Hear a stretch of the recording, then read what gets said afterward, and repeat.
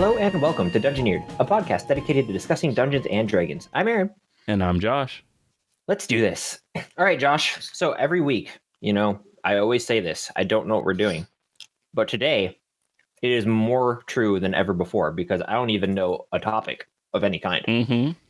Yeah, I decided to keep it secret because the name of the thing that we're talking about this week is so, not the topic that I'm curious what you would think it is if I just ask you what it is from the name. So this week we're going to talk about the Yawning Portal. What do you think that is? Okay, I have two initial guesses. Can I have two? Yeah, guesses? Go for it. Okay, my first is the Yawning Portal sounds like a sweet name for an inn that you go and sleep, because you go in. And what's the second option? The second option is a portal that's not a portal, but a giant mouth, and it eats you as you walk in. Yeah, okay, I see that. You were right on the first one. Oh, yes! It is the most famous inn in the Forgotten Realms. I literally had no idea. Yeah. And so it's the most famous inn in all of the Forgotten Realms, the Yawning Portal. Tell me I'm the best. I need to hear it. You're good. You're pretty average. You're good. Thanks. You're welcome. Glad I can help you with your self-esteem. You're not terrible. There you go. Yeah. Good. Now, anyways, what about this Yawning Portal? The Yawning Portal is an inn built in the city of Waterdeep, on the ruins of Hallister Blackcloak's old tower. It has gained most of its renown for being the primary opening to the Undermountain, a multi-tiered dungeon located underneath Waterdeep. Now, Undermountain is the dungeon of the Mad Mage, and so it's opening. We talked about that. We're going to talk about that in another episode, so I'm going to kind of skip over Undermountain. I just wanted to let you know, and anybody listening, Undermountain is what the dungeon of the Mad Mage is called, and it opens in the most famous inn in the Forgotten Realms. Now, the Forgotten Realms wiki describes the Yawning Portal as a stone building with a slate roof, which offers guests rooms on the 3 upper floors. Well-worn boards covered the floor, but the main impression was of comfort. Rich blue tapestries decorated the wood-paneled walls of the common room, which consisted of a bar and tables of stout wood. A signboard that simply read "The Yawning Portal," hanging on chains from a black iron pole above the front door, announced the entry to the inn. There's got to be some sort of secret, right? It can't just be a cool inn, right? There's got to be something weird going on. The inn had a total of 2 wells that both could serve as entry points to Undermountain. The first measured 40 feet in diameter, 12 meters, descending 140 feet or 43 meters. It was located between the bar and the dining tables. The dry well was the main and only publicly known passage to Undermountain. A waist-high stone ring was built around the well to prevent customers and objects from falling into the dungeon. Around passing the 50-foot mark, or 15 meters, the well grew completely dark, and on reaching the floor, one entered a sandy floor with stone walls decorated with shields. These shields were rusty beyond all belief, to the point of uselessness, but they were there for one purpose. People who wanted to be drawn back up hit those shields, and the noise made its way into the tavern, and the people would lower the rope to get the people out. The second well was in the sense of that water could be pulled from it. It was located in the back room and was the inn's source of washing water. Wait, so you can enter the dungeon through the water well? Yeah. It also said something about being able to enter Hades, but I'm not 100%. It didn't go into enough detail on that, so I kind of was going to keep that out. That's a very deep well. Yeah. Hey, you know what you probably don't get from that well? What? Holy water. Oh. So dumb. So, the history of the Yawning Portal is a long time ago. The mighty wizard Hallister, which is the Mad Mage, built a tower at the foot of Mount Waterdeep and used it as a base to delve into the tunnels underneath the mountain built by dwarves and drow in search of magical power. With the help of his apprentices, they expanded the tunnels, and their excavation grew into the vast labyrinth that is now known as Undermountain. Hallister and all of his apprentices have since disappeared, which I think we know where they're at now. They're the Dungeon of the Mad Mage. I'm sure they're there. They're in that they're probably campaign. In the Mad Mage's dungeon. Probably. So for a long time, the secrets of Undermountain remained hidden because the dangers of traveling through it were just so bad that nobody returned. And its tale of being this death trap grew and grew until Waterdeep started sentencing criminals to die by being let into the dungeon and left to fend for themselves. Wow, that's rude. Yeah, yeah, it kind of is. Now, this continued until two adventurers, Durnan and Mert. Wait, what? Burnin? Durnan, Durnan, and the other one is Dirt, but change the D to an M, so it's Mert. What? So it's Mirt. Yeah, and now they're two like super well-known people in Waterdeep, though. But so Durnan and Mert showed up to take on the dungeon, and they became the first adventurers to return from Undermountain. They returned with vast riches and magical treasures. Now, Durnan, after recovering all this magic and money, retired from adventuring and purchased the land on which the entrance to Undermountain was, and he was the one who built the Yawning Portal there. Now he charges a gold piece to descend the well, whether they use the inn's help to descend or not, and also to return cost a gold piece. They also do bets on any adventurer who descends, whether or not they'll return. So he's turned it into like a giant gambling den / awesome tavern. Yeah, I would say it's not as evil as saying gambling den implies. Now, a little bit more about Durnan is Durnan was born in the north and began adventuring with Mert when they were around 10 years old. He gained the nickname Durnan the Wanderer because his childhood adventures were just wandering around and killing monsters. Then, as we heard, he and Mert were the first ones to return from Undermountain alive, wealthy, and he retired from adventuring. His successful tavern in Waterdeep grew and grew and grew in prominence and kind of earned him a place as one of the masked lords, which made him a council member of Waterdeep. So he's one of the top leadership in the city now. Mert, through his own dealings, also was able to work his way up to be a masked lord as well. Now, Durnan was not happy with just being on this council. He had a very strong sense of justice and hated anyone outside of that. So he created a group called the Red Sashes, a vigilante group who helped where the law fell short. And that's all I got for the Yawning Portal, which, from like everything I'd heard, it sounded like there was going to be a whole lot of stuff about it. But then I started doing the research and I'm like, there's very little here.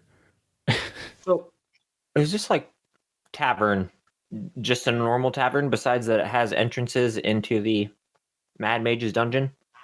Yeah, I mean, it's a tavern that's also like super well connected and also super magical. So Durnan and all the workers there have like amulets of spell turning and like just there's a bunch of magical defenses and whatnot.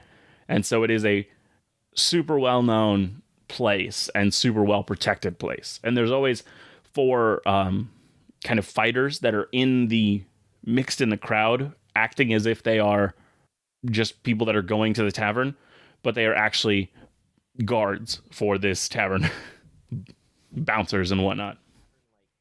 Is this tavern like the popular spot to hang out in Waterdeep? Like very if you were much so. on a night on the town in Waterdeep, that's where you go? Yeah. And also it's like in like the royal district with like Waterdeep Castle nearby. And so it's like a hub location. It's very well located and very well situated for a tavern. And then these two adventurer guys, they bought the rights, no, like the land around. What? Just Durnan did that. Durnan bought the land around the kind of opening to Undermountain and built this place there, which it actually did have the old tower of Hallister's, but he tore that down and built the Yawning Portal where it stood. Dude, talk about a crazy business investment. Holy moly. Really it was. What would possess you as a man to go, hey, I just came out of this Dungeon of the Mad Mage, and you know what? I think what I want to do is build a tavern over top of it so that I can charge people money and gamble whether they make it or not. Yeah, it is an interesting choice, and it might have even been like a heroic thing. Like, I'm gonna make this so I can like make sure the people going down are not morons, like they know what they're getting into, that type of stuff. I don't know, but it does seem like a very weird business decision. Yeah, and so if you like, you're obviously probably not responsible for people, falling down it or like, Oh no, he is. That's why he built the. built the railing. Yeah, it's literally like a stone well now. It looks like a basic stone well with like kind of bricks, just a stone well. It's hard to describe. Yeah, a 40-foot stone well. Well, 40-foot wide stone well, but it's the out border of it is like a basic stone well, is what I was saying.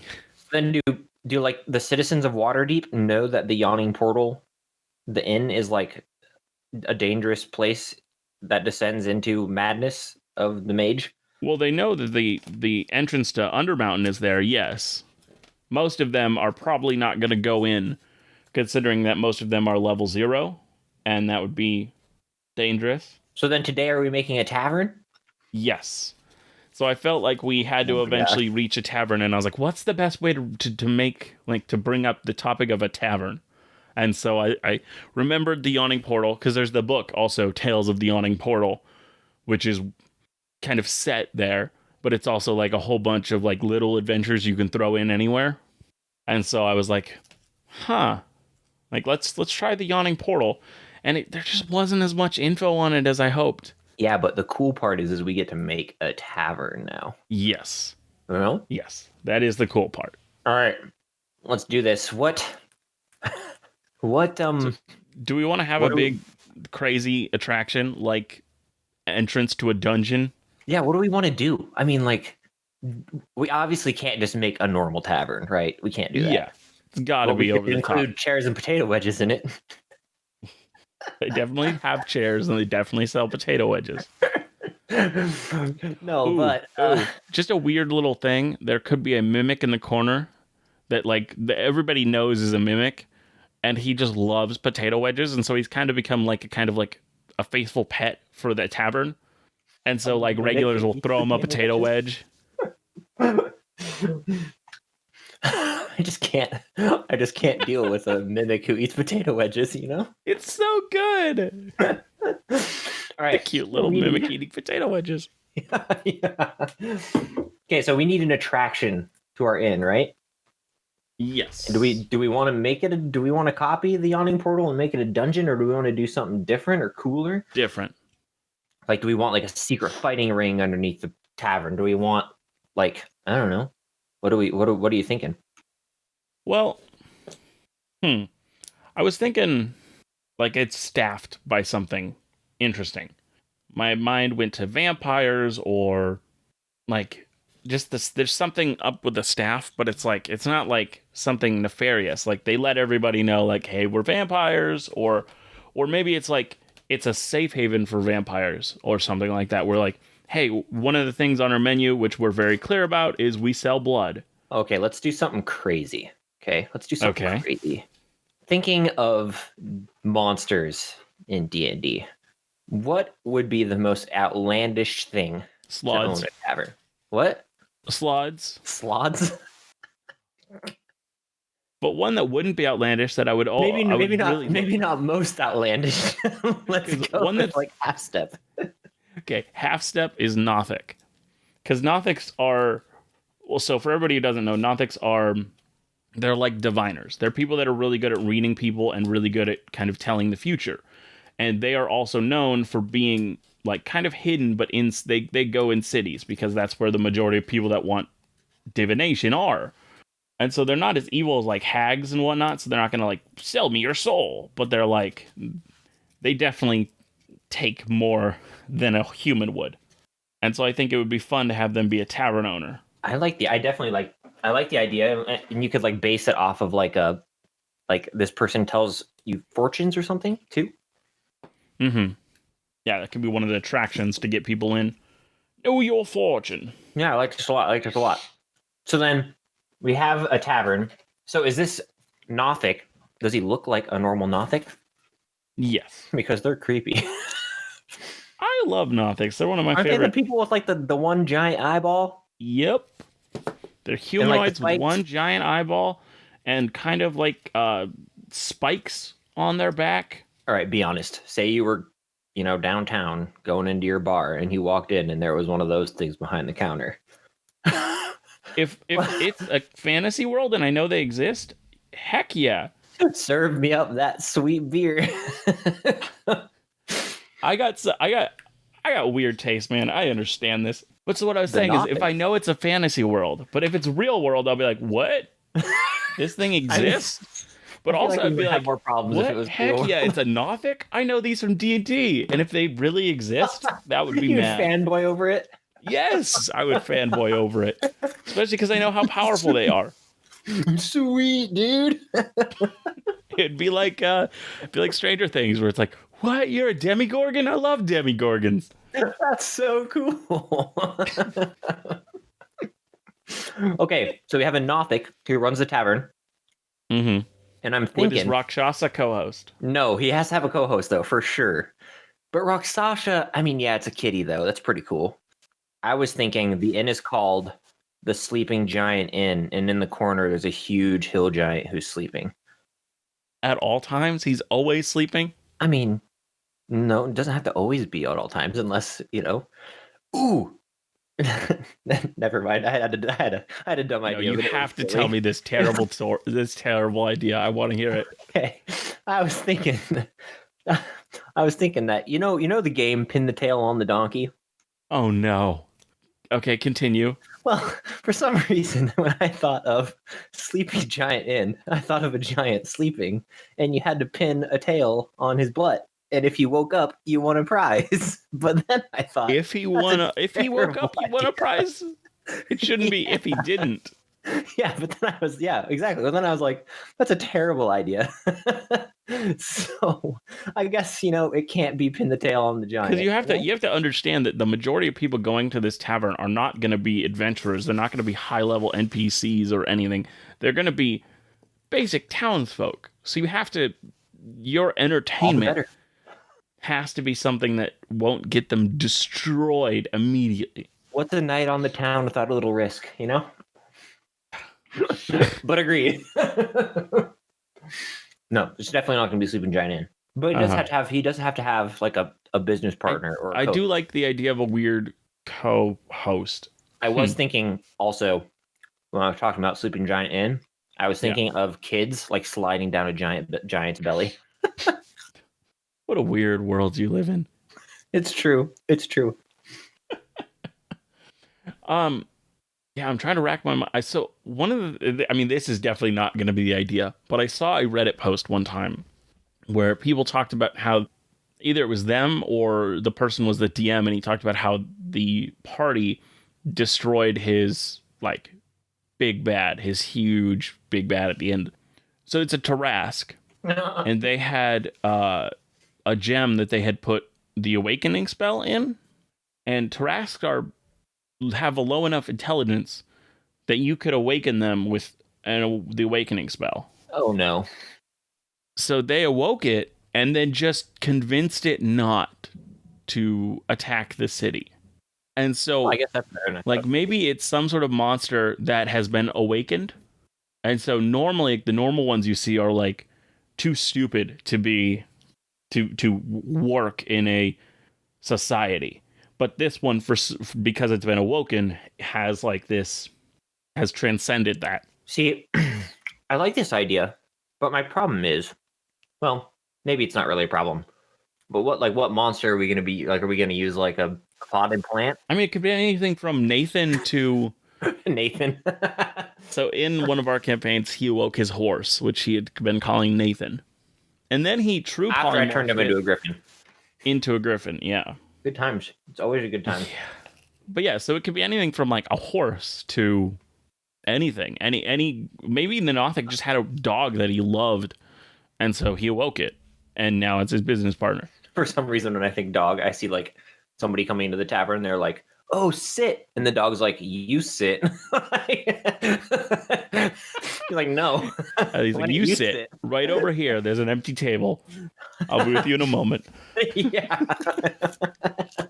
that'd be pretty funny.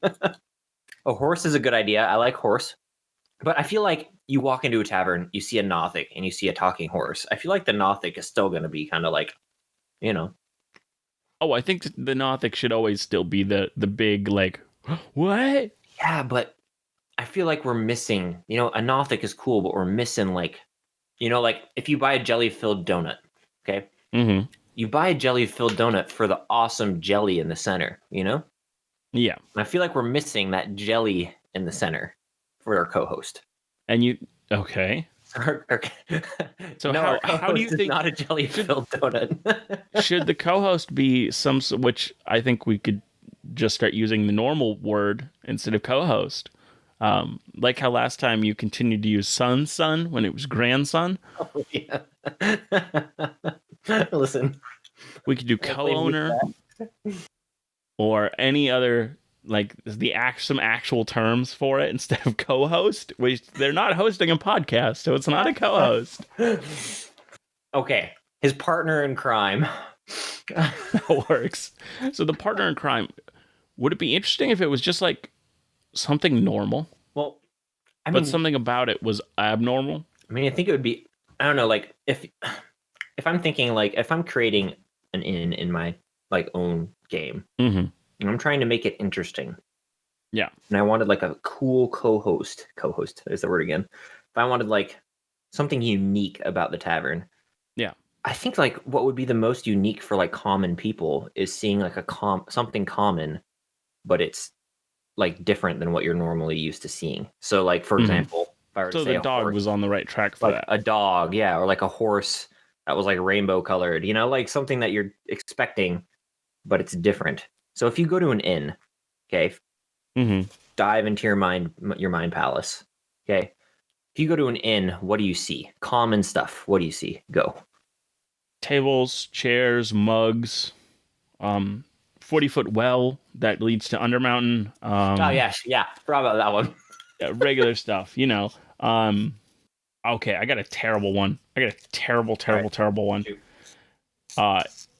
So there was this Make-A-Wish kid who his Make-A-Wish was to make a monster that was actually in D&D. And he got it. He got that wish granted. And he created something called the Oblex. This is I have no idea what this is. Slime. Oh, it's the most horrifying thing. And I don't know this kid, but I'm just so proud of him that this is his Make-A-Wish. It's so beautiful. He's amazing. It's the most horrifying creature, one of the most horrifying creatures in all of D&D.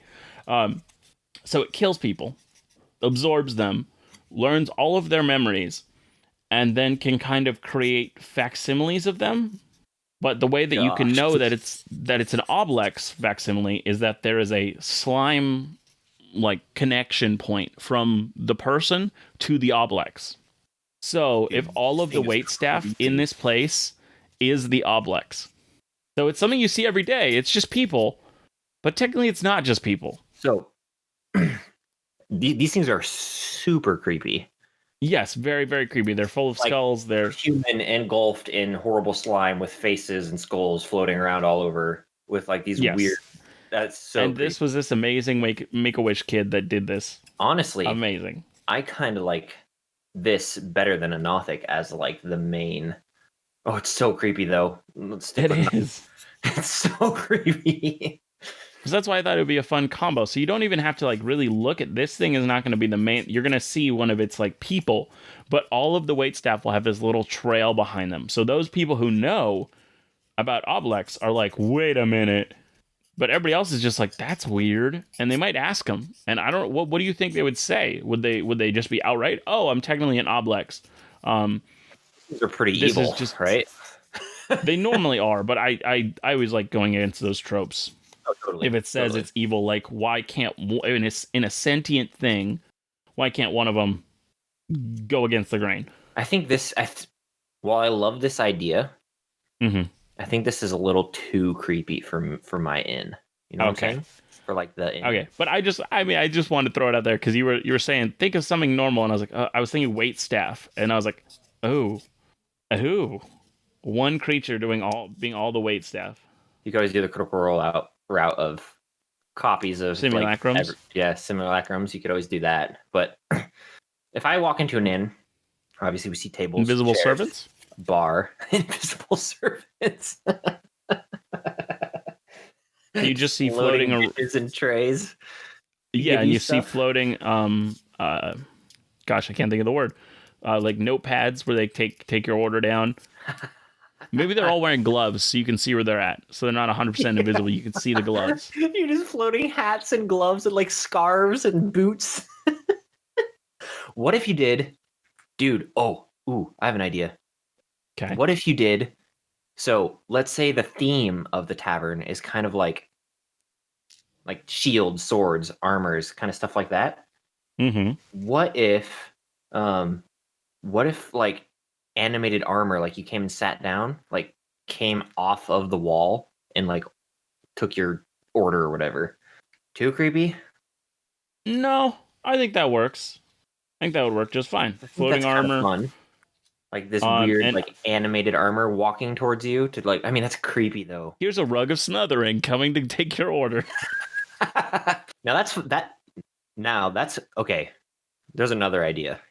What if in the middle of this tavern, okay, if we scrap the armor, okay, what if there was like some sort of like sentient, I know this is gonna sound weird because you said rug, but like what if there's some sort of like weird fortune telling rug or like animate object that isn't normally supposed to speak or talk or think, but can like, because that would be, and such like people from all over come to like see this strange entity talk and give fortunes or give like So, prophecies. but what would the thing be?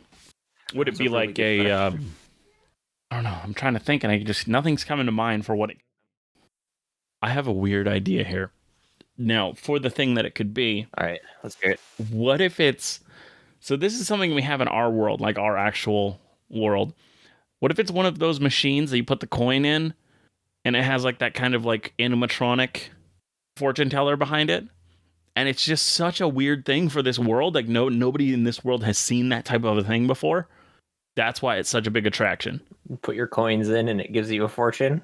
Yeah, it's like one of those machines, and so everybody, all the players will be like, "Wait a minute, I know what that is." But then, the fantasy characters are like, "I don't know what this is. This is so cool." I really like this idea. I like this. I like the basic principle of like Hmm. people put their coins in and it gives them a fortune. I like that Yeah, basic idea a lot. Do I want it to be a machine though, like a modern day? It doesn't have to be modern day, but you know what I'm saying. Like, do I yeah, want? it could Do be I like a want? Warforged or something like that. Because I mean, we could do like a classic like mirror. Like you go in and it like shows you your future like, as you look into the mirror, but that's like super cliche, you know? Hmm. That's like really, really cliche. And So when it's what something would that's like like visual in D&D, where you have to kind of, because even the DM, like you don't know what your players are going to decide later on, and I mean, unless you're having a super like railroaded game, it's hard to give a future if it's not some vague words. no, absolutely. It would have to be like, you'd have to sit and like think about what the fortune is going to be for each player because that's Hmm. that's the only way it would work. Because Yeah. otherwise, or even like you could even just do like a prophecy that these players are going to be a part of, like the end of the world type prophecy, where like only you can wield the sword that will stop the creature, like that type of thing. Yeah. You could do something like that, but it. I like the idea of it being some sort of mundane item that you would like see every day. Like Just a maybe sword? like a sword, like a talking sword Could it talks in be your mind. like some sort of like a magic item? So it's like a sun blade. So it's like still like a sword, but it's like one of like the well-known legendary swords. But for some reason, this one's giving fortunes. Yeah, I also liked the idea of like a painting, but then that's like super Harry Potter, you know? That's like super cliche also. Like this painting talks to you and it like paints in front, or like, oh, I like that though. What if it's just okay, along that lines, what if it's just a desk with parchment and ink on it and you sit down and it like writes your fortune out? Hmm. Is that too cliche also? Is that also too Harry Potter? No, I don't think that's cliche. I don't think that's been done, or at least I haven't heard it been done. Or do we want it to like talk? No, I like the idea of writing it out. I like the idea of it takes time to get this fortune. It's not just one and done. It tells it to you, bye bye. You Yeah, gotta and I invest like something. And also, if you didn't plan for them to teleport back here when they're high level, like it gives the DM like time as it's writing it out, where other players can do other roleplay stuff while you take time to write out a new fortune for them. true. Yeah, I mean, I kind of like that idea of like a table, like, or like, okay, like you walk into the bar and you can see that like the normal counter where the bar would be at the very end, there's like just this like scroll open with like a pen and paper sitting at the end. No, I thought it would be more of a main attraction. Do you think it's more of a hidden thing? Like you have to know the guy or be No, in I with the see it. tavern in some way? No, I see it like it's a main attraction, but it's just part of the like it's The core. like you're just sitting at the bar with your bros, you know, getting a drink, you know what I'm saying?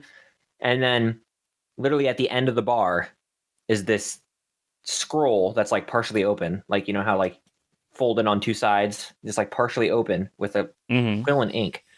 And you can choose to go and sit down, and the bartender kind of makes his way over, which would be the Nothic, and he kind of makes his way over.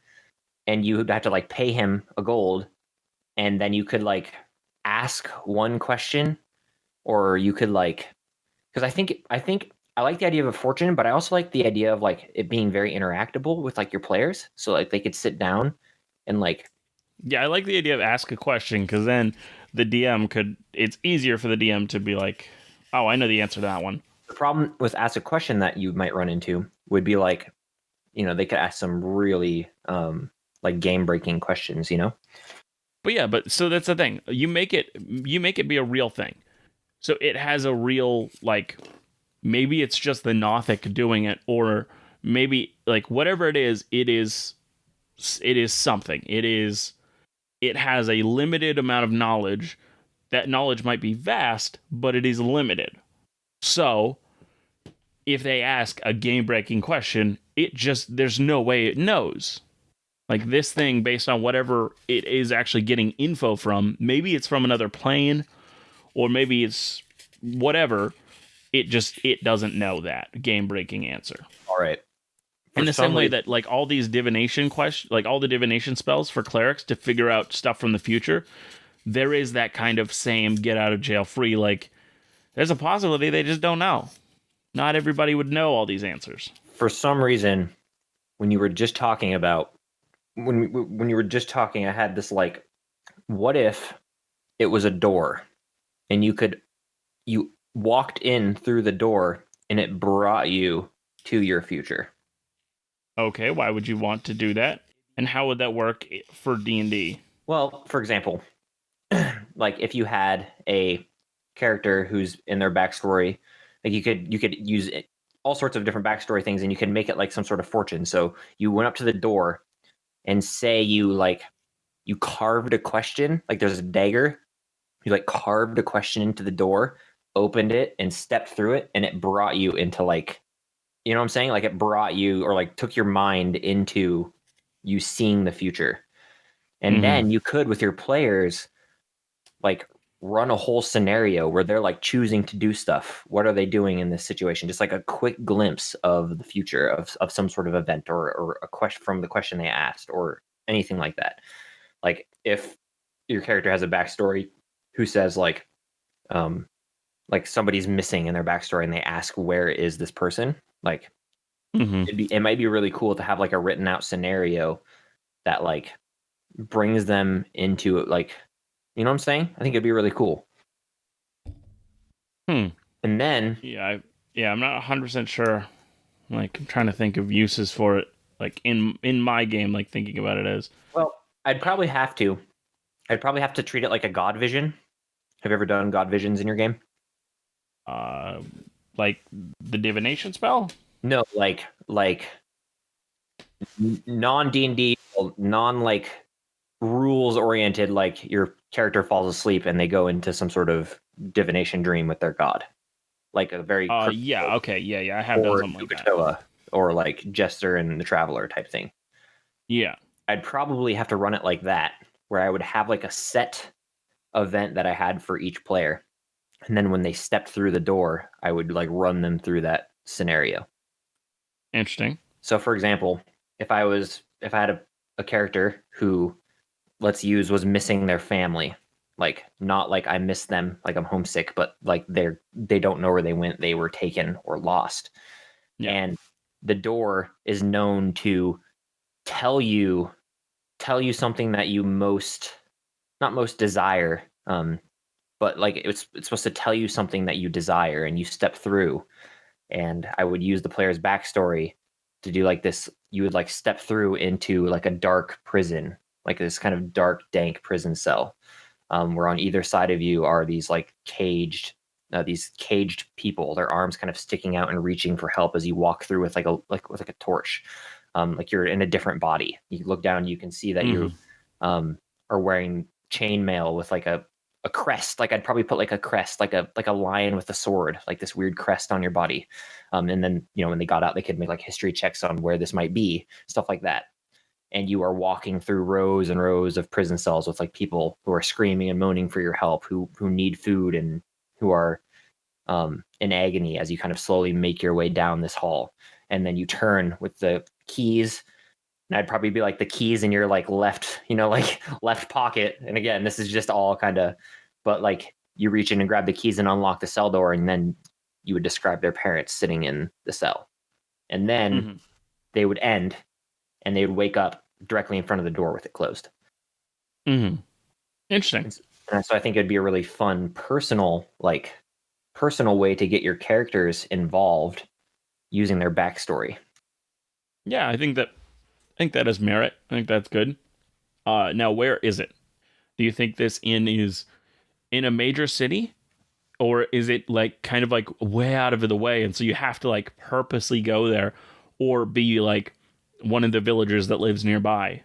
So it's not super well known about this door. I could see it either way. What do you like? I kind of like that out of the way. Like, that's why it's like hasn't been taken over or attacked by any sort of nation to be like, I need this info so we can save or attack our enemies.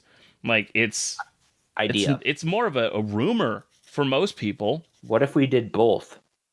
What you mean? What if it was like a traveling circus, but like a traveling inn, like a traveling moving tavern and inn that moved from city to city?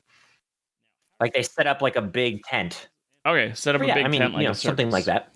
What if it was like they traveled, and you could even if you were looking for something to do for like traveling, you could even have them kind of like be this weird traveling caravan that they run into as well. In an anime, it's called Seven Deadly Sins. I'm gonna be honest, it's okay.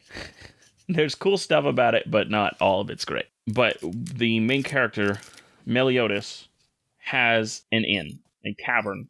I don't think it has any rooms, so I think it would be just a tavern. And he has a giant pig, and the pig literally burrows itself in the ground, and on its back is the tavern. And so when he's ready to go, the pig just stands up and just begins to walk. And so there's some sort of like a giant creature that it's on top of that then just some sort of burrowing creature. See, I love that kind of stuff. That would be so fun. Yeah, that would be. Is like maybe they just cast in large. Yeah, some sort of, or like even like a weird pack animal that. But the nice thing about it is that means that the tavern is not like something you set up and take down. It's like a full-on building. He has like a pocket size inn. You could also go the route of like this Nothic just has the tavern, like this traveling tavern is also just has all sorts of strange animals and strange weird stuff that he's like collected over the years. That definitely sounds like a Nothic. It definitely sounds like a Nothic. Yeah, you could. So like, you walk into this tavern, and not only do you see, like tables, chairs, food, people being served, but there are ostriches, peacocks, elephants in the room, like just all sorts of Maybe it has random crap. more of the elements that we already talked about as ideas. Maybe it also does have like maybe one or two animated rug, animated armor, animated shield, and they're all just on the walls. And then maybe there's a talking animal. I love the idea of animated armor that's like on the wall that's like singing. It's like a band with like a big harp next to it. Okay. Do you remember those like fish that you could have? Like they had those animatronic fish that sing. No, like they're like a bass that like is animated, and you like click a button underneath it. It's on a placard. Okay, yeah, yes, totally. you know what I'm talking about. Yep. So like one of those is what I'm imagining. So it's like this. That'd be so fun to like walk into. Like an animated harp is playing next to like an animated bass that's singing. Dude, yes, animated bass that is the main singer. There's a harp. There's a lute, and they're all animated, and they're all just jamming. Oh, that'd be great. Yeah, and I could picture this like traveling circus of a tavern that's just crazy, and you can hear that like, oh, I hear that blah blah blah's tavern is coming whatever into the name is. We have to decide that too. It's coming into town, and it gets everybody excited.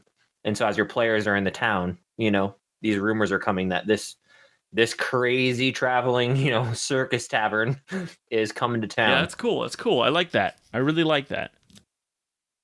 And you have all sorts of cool little trinkets that they can mess with within this little tavern. And then, you could do the door. You could even do like that if you stay the night, like if you promise to stay the night, like you get like a vision or like, like like something crazy. Because the Nothic does give certain like fortunes. And so maybe there's the door, but then if you stay the night, the Nothic could also offer his services. I also like the idea of you like going to the Nothic first, and like he looks at one of your players, depending on what your player's backstory and stuff is, and he looks at like he's like, you're the one worthy for the door, like, wait, what? Like, what do you mean? like he himself can't give you this prophecy, like this is one for the door, like you're one for the door. And maybe it's not in the middle. Maybe it's still like a major attraction, but it's like behind the counter. So like it's not just anybody can use it. And he's like, no, go back there. You'll be helped. I was thinking it's one of like the doors that you would go to like sleep, like it's like a room, like you would go to like go into the room. Oh, so he gives you a key to the room? Quotation marks. Yeah. Yep. Yeah, and there's like no number. It's like he's like, you'll know when you get up there, and it's like an old rusted frame, and you got this old key. Yep. Yeah, that's cool. I like that. Yeah, I like that a lot. And so like the players would walk into this tavern and they would see like, again, just all sorts of crazy stuff. I mean, you could see, I think it'd be really fun to have like an ostrich taking people's orders, like just hey, like, we've already jumped the shark. Let's just keep going. Let's have ostriches serving people now. Oh yeah. No, I mean like crazy. Like these just random assortment of crap that this Nothic has taken over time. Everybody who likes ostriches, they're crap. Aaron 2020. Okay, listen. Okay. Hot take on ostriches here on the Dungeoneered podcast. Won't get it anywhere else. Ostriches are crap. We all know it now. Listen here. But I think that'd be really fun. I think that'd be a really cool idea. Mm-hmm. And I love the idea of the town getting excited about it. So if we were to take our scenario from like, last week where we talked about like the lich in the town and stuff, like in the middle of that kind of arc, if you needed some sort of like something to break up, like the constant stress of like searching and that kind of Yeah. stuff. Like there's been rumors going about the town that this crazy traveling tavern is coming to town. Yeah. And so that would be a really fun way just to kind of like interject a session of, or half a session or whatever of different and role play, because there'd be tons of role play opportunities. Mm-hmm. You could even have the Nothic has different like servants, I don't know, like, or staff who also have their own unique, fun little backstories and stuff that they can interact with and stuff all throughout the tavern. Mm-hmm. Yeah, and maybe the Nothic and his tavern has kind of become like a asylum for people that feel like they get weird looks in towns and whatnot, and they're normal people, but they just maybe there's just something that it seems like society is not accepting them, and so it's full of these interesting characters, like you were saying, for the group to interact with.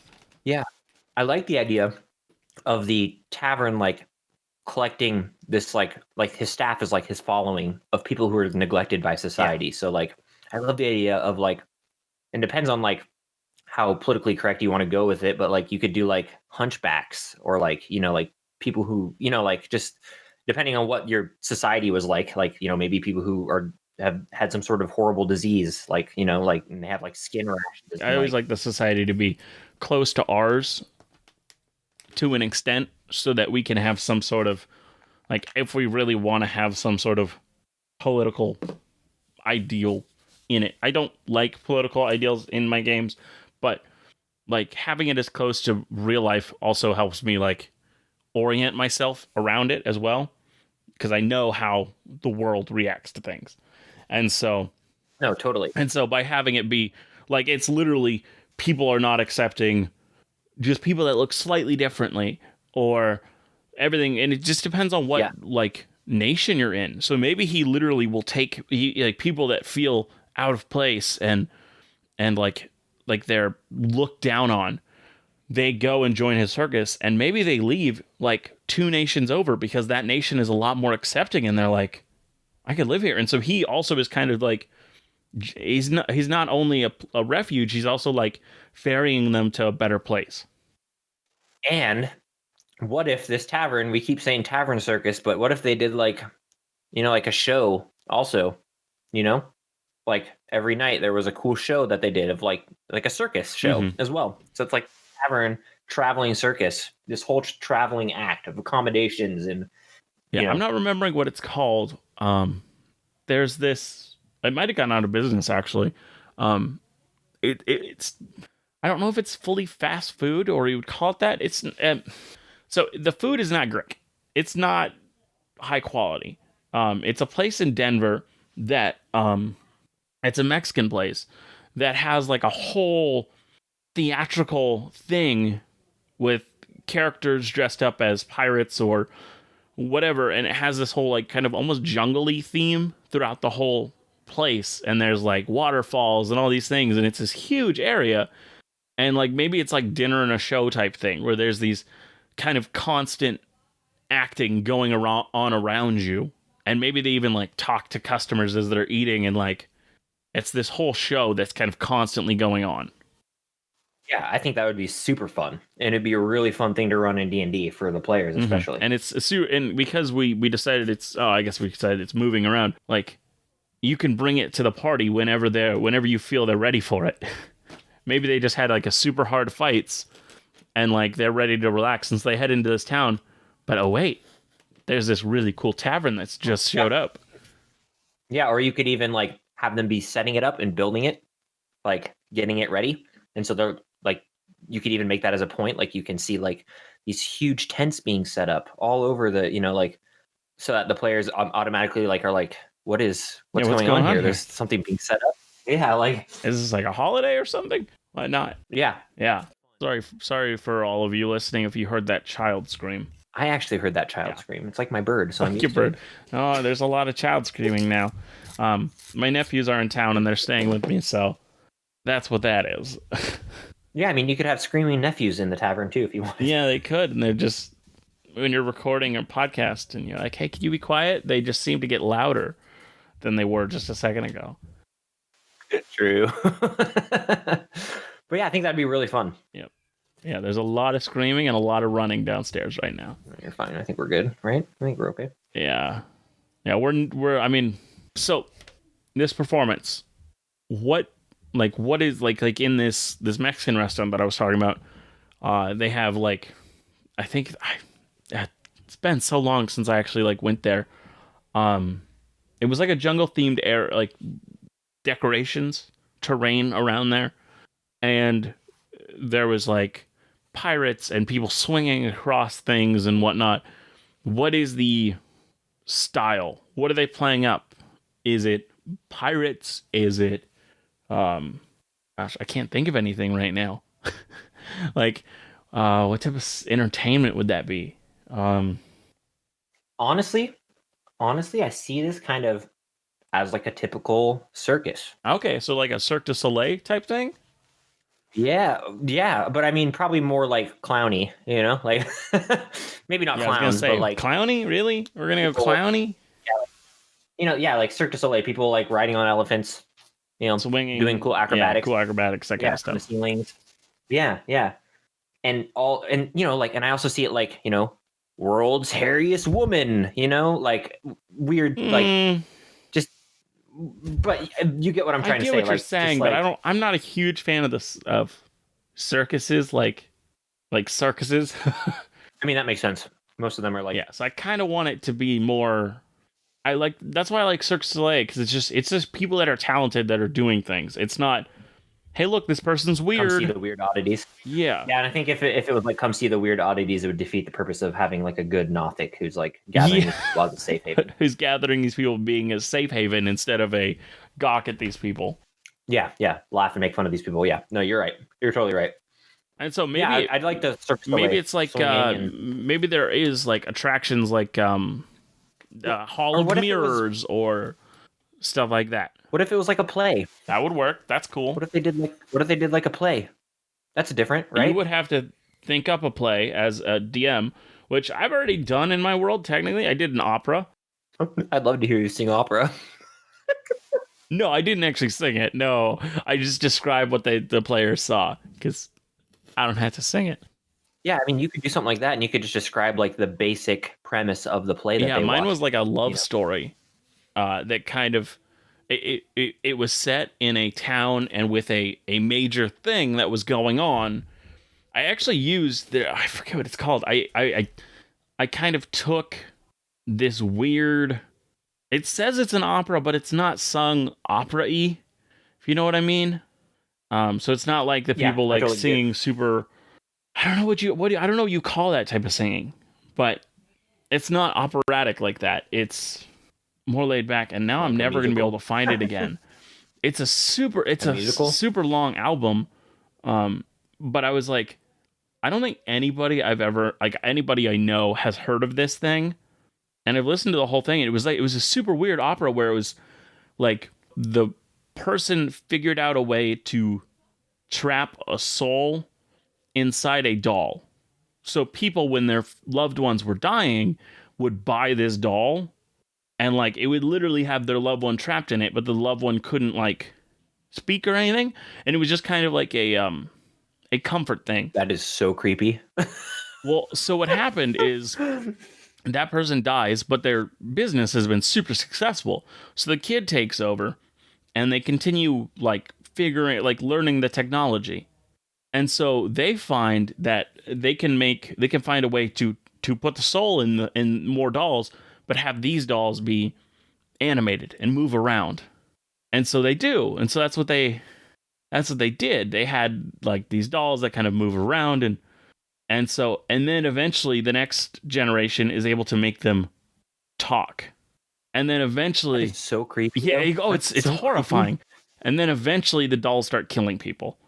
Or something like that. Like, oh yeah, it's something really bad. And so I literally just kind of got a basic synopsis of what this opera was, and then used that because it was this weird, obscure thing that the players wouldn't know. But I set it in the world because there's a major part of this world which was actually inspired by this opera that I heard. It all kind of here it is. I got it. it all kind of centers around, like, the first city was made around something. Like, it was some sort of event or thing that just kept going on and kept going on. And so people were super excited. And so they all watched it. And eventually they started to build places to sit, shelter. And then just slowly this city got made. Yeah, it's called The Dolls of New Albion, a steampunk opera. Oh, gosh. And so it was weird and crazy, but I loved it. I was like, this is super weird and I love it. Yeah, and I think what you'd want to do for like D&D is you'd want to make it probably pretty like weird or crazy. Yeah. And I think this could be a really fun thing to like try and step out of your comfort zone with like D&D, like you're like DMing. Mm-hmm. Like if you weren't necessarily like super comfortable with like role playing a ton, it might be a really fun step to like do this like fun little like play in front of your, like players. I think it would be really fun. It could be a really fun learning experience that you could use too. Yeah, and I think I've been super lucky. The group I've been playing with, we finished one campaign and we're near the end of a second one. We've been doing this for a while now, a lot of years now. I don't even remember how much, but I have been the DM the whole time, and so I've been like, I can visibly see how I've grown and gotten better at DMing, and it all happens because I tried new things. And so I have grown immensely because I've forced myself to step out of my comfort zone. And also I have good friends like Aaron and Chris and whatnot, and people that I see DMing and I can ask them things. And that's why I also like podcasts like the one we have here, where we talk about how we're doing things. And it might be completely different or similar, but slightly different to things you've done. And then just slowly like trying things they suggest and just kind of like figuring out, one, what your players like and what you can do well. And so I have grown immensely by just stepping out of my comfort zone and doing that. And so I would highly suggest anybody to do that. Yeah, I'm in the same boat. Like I've grown a ton as a DM, just jumping out of my comfort zone, which, you know me, my comfort zone's pretty big. So I'm pretty comfortable doing a lot of stuff when it comes to like D&D and role playing, Yeah. But I've even grown a ton just doing like individual like divination scenes and like, timing it with music and thunder and stuff like that, like you would see in like Critical Role or something, because I just love that kind of stuff, Mm-hmm. So, voices is another one, doing all sorts of different voices. And you know what? Just saying, if it doesn't work very well, I tried it, So yeah, that's another thing. Players are a lot more forgiving than it seems. Like you put them in front of a situation. Like I had a situation where I had kind of been kind of scared to run the party with a kind of low fighting scenario, because they kind of really thrived in that and they really enjoyed the combat. And I was like, I'm just going to try it. At the end, there's going to be a huge boss, but the kind of build up to it is investigation and like, what's going on with this city? Why is all these people acting weird type stuff? And so they did all this investigation. And in the end, they didn't like it as much as they liked the other stuff. I mean, there were some that did enjoy it, because not all players are the same. But enough of them, the majority were like, nah, that was great, but it wasn't really what I come to D&D for. And so I was like, okay.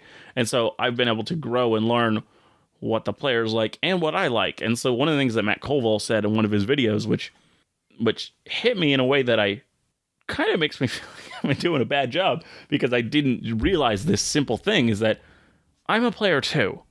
I come here to play. I come do D&D to play a game with my friends.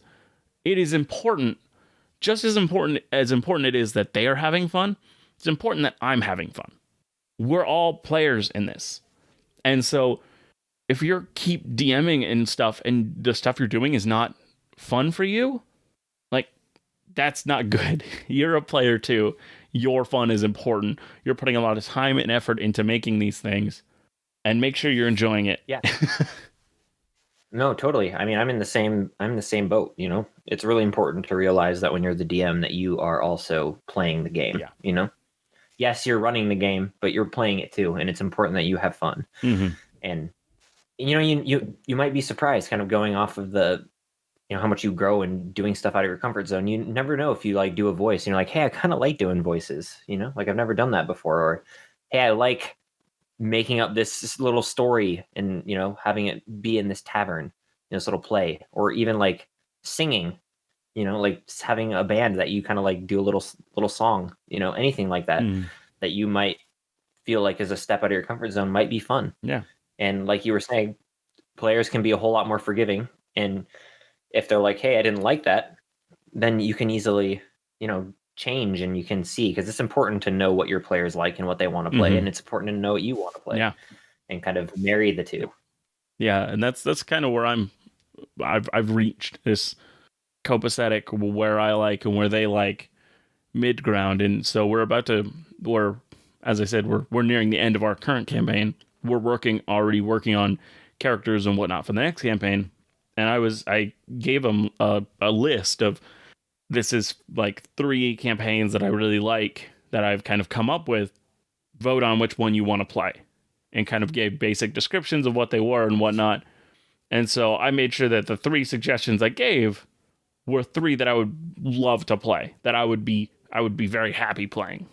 And so no matter what the vote was, I'm still going to have fun. Right. And then with that kind of system, you can like, you know, tailor to how you kind of want to run and play as well. Yeah. And But you also make sure that the one that gets the votes are other people are going to have fun with too. right. Yeah, totally. Yeah. Yeah, I totally agree. So yeah, I think a tavern like this is a really good way to like explore what you can do in D&D, you know? Mm-hmm. Yeah, and also if your world is kind of very serious, like you could throw something. This isn't super silly because of like the lore behind it, but it might be sillier than where your story has been going. And so a moment of levity like this might really put an interesting twist kind of on the world, that even in a dark world this exists type thing. Yeah.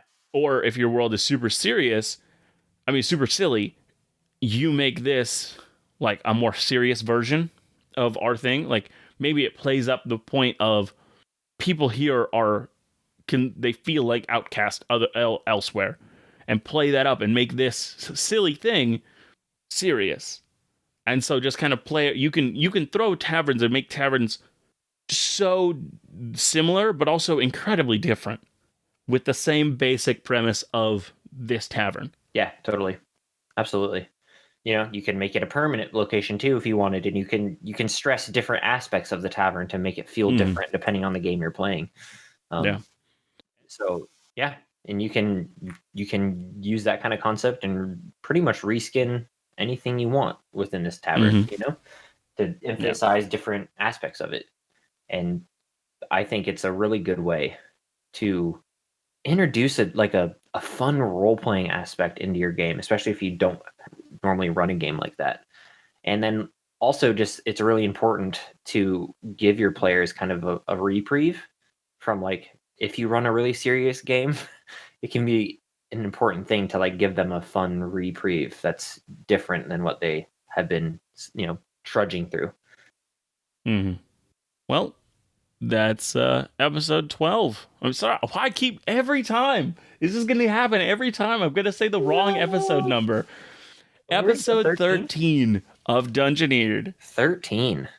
Wow. Yeah. That's not lucky episode 13. Yeah, that's not bad luck.